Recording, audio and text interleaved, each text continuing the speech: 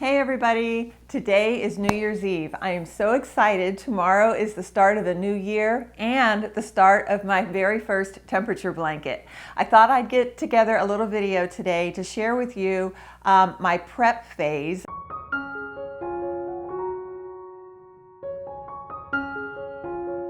So I put a little time in getting things ready so that I hopefully will stay on track and stay organized and complete my blanket. Temperature blankets are notorious for never being finished, and as we've learned from previous videos, I'm not the best at completing projects. I see a bright, shiny new project and I tend to forget about the one that I'm working on to start a new one. Well, in order to help keep me on track this year, I've done a little pre-planning and I wanted to share some of the things that I plan to do to keep on track with you. I hope that you'll join me in making a temperature blanket this year.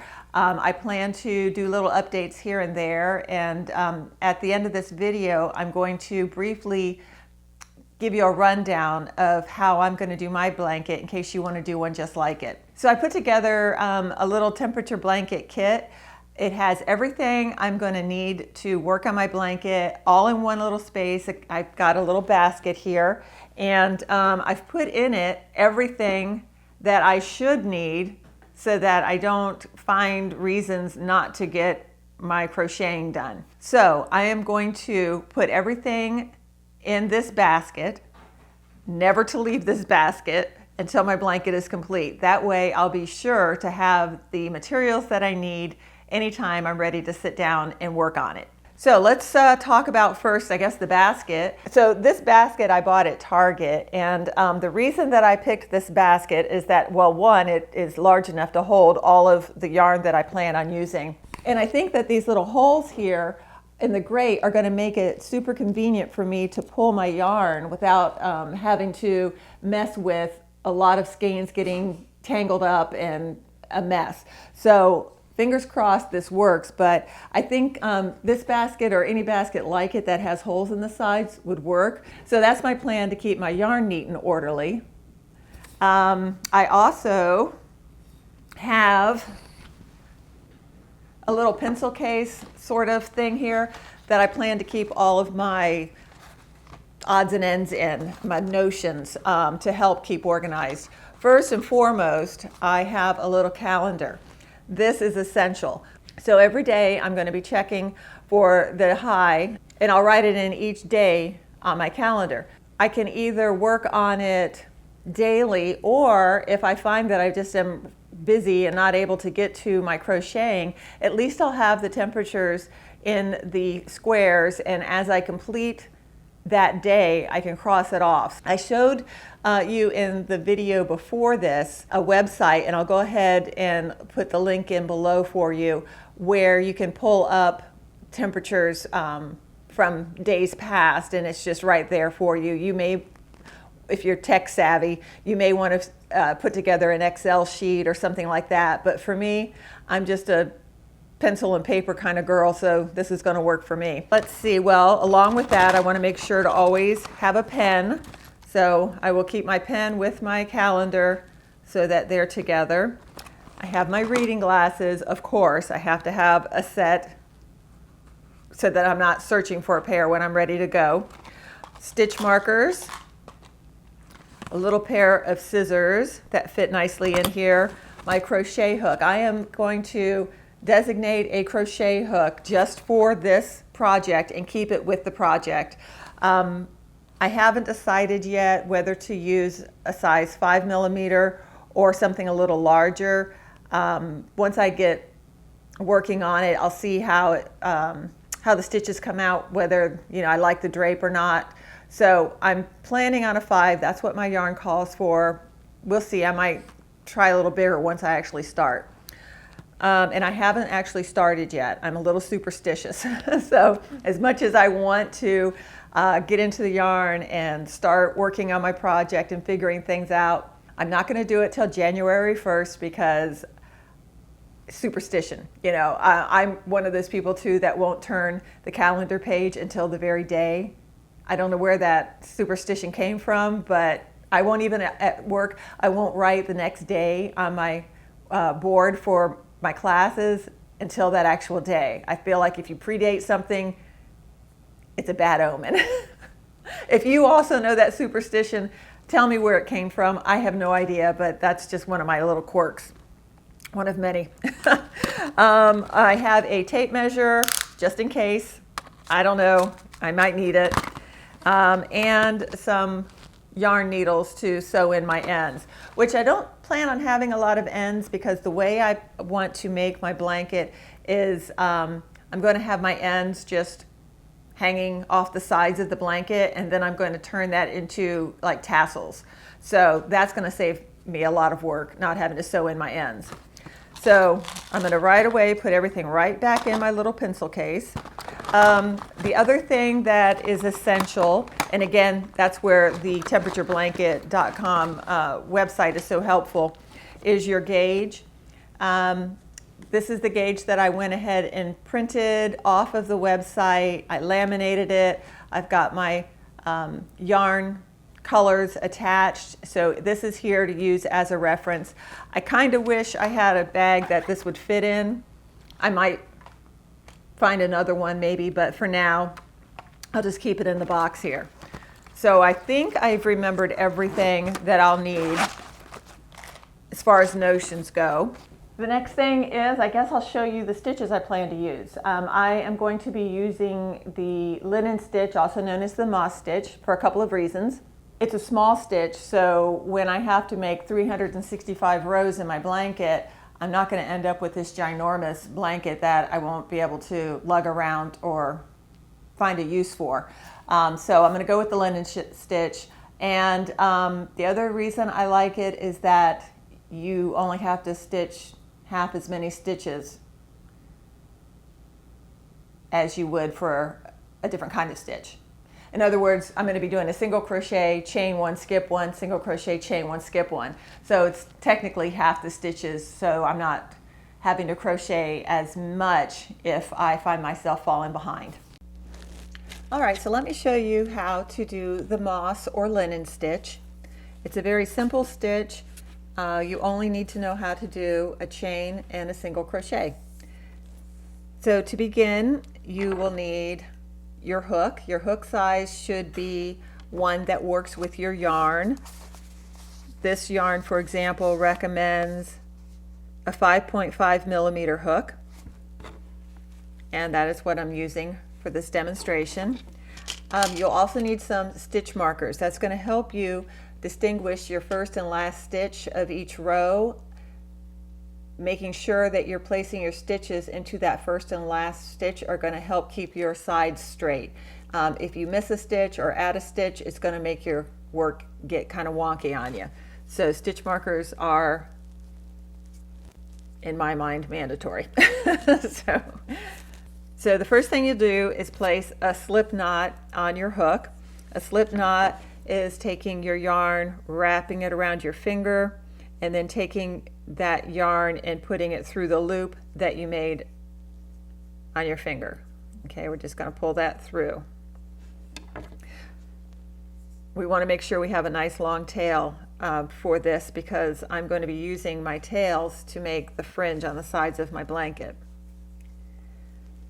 Okay, so next we're going to make our chain, and it needs to be in multiples of 2. When you work the linen stitch, your chain can be as long as you like, just so long as that it is divisible by the number 2. So to make our chain, you take your hook, wrap your yarn around your hook, and then pull it through the loop that is on your hook. We're taking our hook, wrapping the yarn around, and pulling it through the loop on our hook, okay?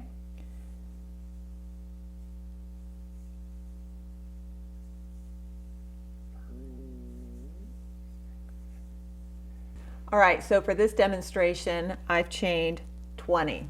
Now we're going to be placing our stitches into our chain. You can choose to place your stitch into the front of your chain, each stitch here, or you can turn your chain over, and on the back you'll see these little bumps or horizontal lines. I prefer placing my stitches into these back bumps because I think it gives you a nicer finished edge. So into the second chain from our hook, there's one, there's two. I'm going to turn my work over and find the back bump of that second chain. We're going to place a single crochet. Our single crochet is made by taking our hook, placing it into your stitch, yarning over, pulling that yarn through the chain, and now you have 2 loops on your hook. I'm going to yarn over and pull through those 2 loops that are on my hook. Now I want to make sure to mark this first single crochet that I made. That will be the first stitch of this row. Now after you've made your single crochet, you'll chain 1. Your chain was just wrapping the yarn around your hook and pulling it through the loop. And we're going to skip the next chain. Into the following chain, we're going to place another single crochet. It's just putting our hook into the chain, yarn over, pull it through, yarn over, pull through the loops on my hook. Chain 1. We'll skip the next and go into the following chain.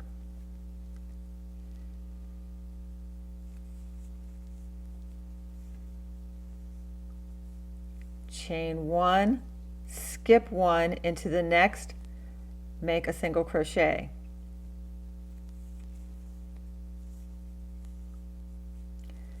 Chain 1, skip 1 into the following, a single crochet.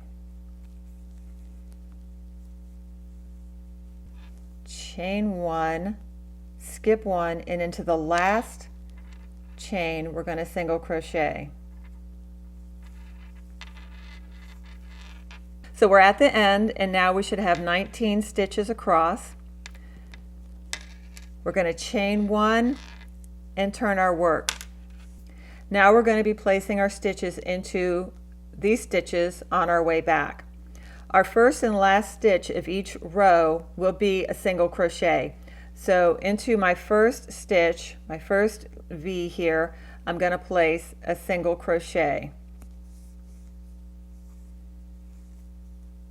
Now I want to mark that.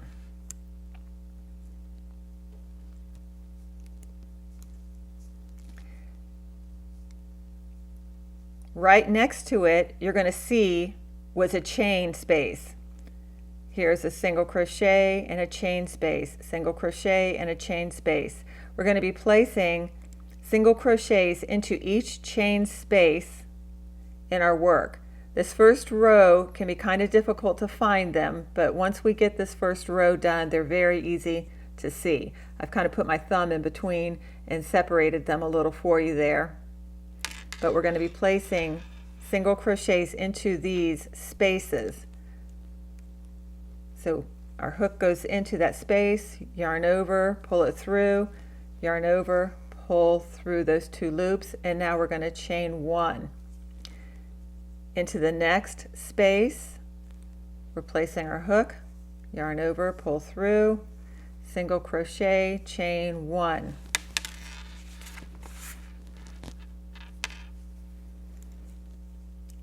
This was our single crochet from before, so we're skipping that, and into the space we're placing a single crochet.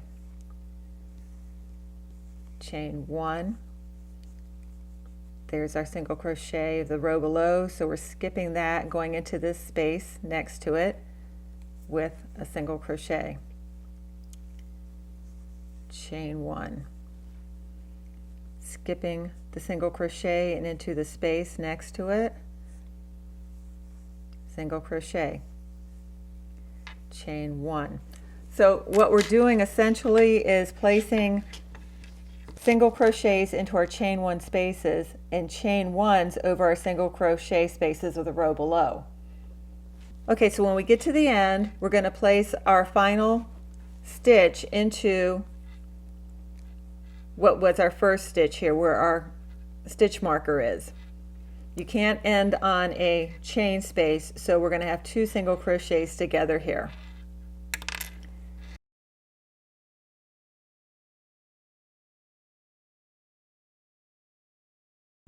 Okay, we made our last single crochet, chain 1, turn our work.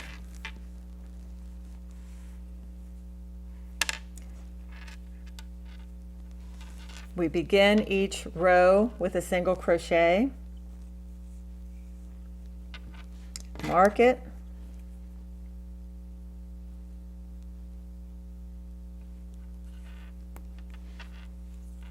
or the next stitch is a single crochet, so we're going to chain 1, go into the next space with our single crochet,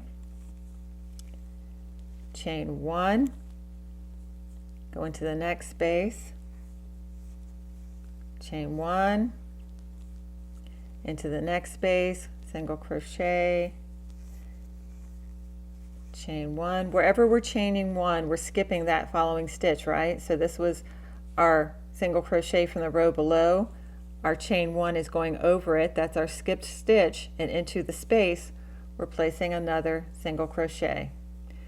Chain 1, skip, single crochet into the space. Chain 1, skip into the space, single crochet. Chain 1, skip into the space, single crochet. Chain 1, skip into the space, single crochet. We're going to chain 1 over this space, or this stitch here, sorry, and into our last stitch we're going to put our single crochet. Now what I want to do is show you how to change colors. When you change your color, before you place your last stitch, you're going to want to be ready for it. So I've got my next to color yarn here. I'm going to remove my stitch marker, and we're going to place our hook into what would be our last stitch, yarn over, pull through. Now normally I would grab this yarn and pull it through to complete the stitch, but since I want to start my next row in the next color, I'm going to pull through with the next color. So I've just put it on my hook and pulled through. Now we'll chain 1 and turn our work. Okay, I'm not going to cut my tails right now.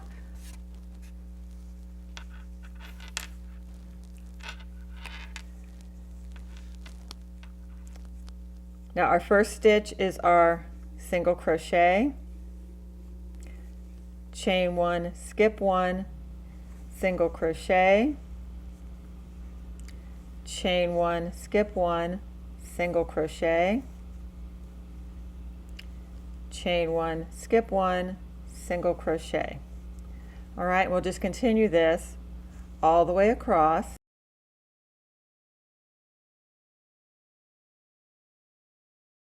And we will be ending always with our single crochet into the last space. Chain 1 and turn. All right, so that was your color change. Very simple, very easy stitch. If this is a stitch that you want to use for your blanket, or you're interested in crocheting along with me, please join me. I will be starting my blanket tomorrow, January 1st. I do have to wait till the end of the day though to find out what the high will be, so I may not actually get to start it until the 2nd, but I'm excited to bring you along with me, and hopefully you'll help keep me accountable, and I will complete my blanket. And if you decide to join me and crochet one as well, put your name down below in the description box, introduce yourself, and we will hold each other accountable. How's that sound? I hope that you'll join me, and I hope that in a year's time we will all have completed temperature blankets for the year 2026. I'm so excited that tomorrow will be the first day.